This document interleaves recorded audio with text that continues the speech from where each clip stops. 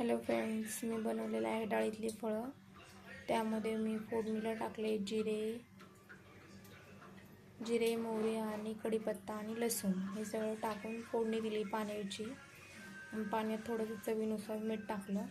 त्यानंतर चपाती लाटून चपातीचे असे शंकरपाळ्याच्या आकाराचे शंकरपाळ्याच्या आकाराचे थोडे मोठे साईजमध्ये चपात्या कट करून घेतले ते आणि ते शिजवलं एक 10-15 मिनिट.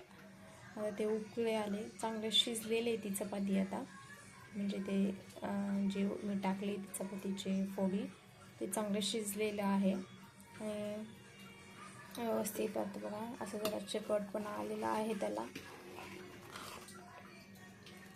असं चांगलं शिजले.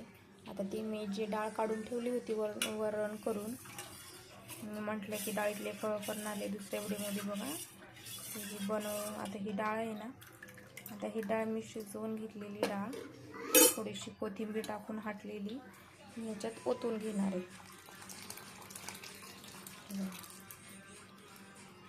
हे ओतली आणि ह्याला चांगला आता मी पळी फिरवून आणखी एक 10 मिनिट शिजवणार आहे. 10 मिनिट शिजवल्याच्या नंतर हे चांगलं असं आळून येतं.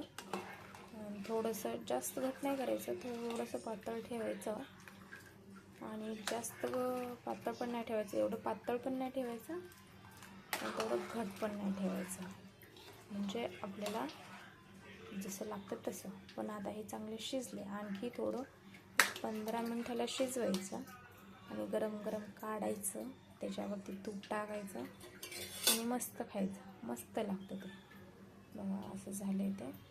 आणि आमच्याकडे ह्याला म्हणतात डाळीतले फळं.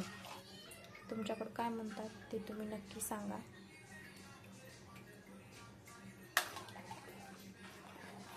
थँक्यू.